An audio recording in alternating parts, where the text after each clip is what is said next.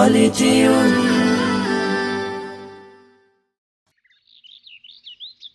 সাকিব, দেখো আমি নতুন কোরআন নিয়েছি।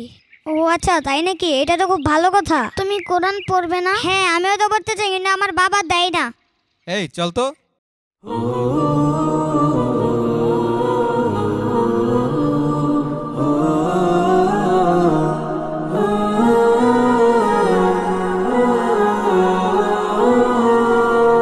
শোনো শোনো মুসলমান, তোমার বুকে আঁকড়ে ধরো আল কুরআন।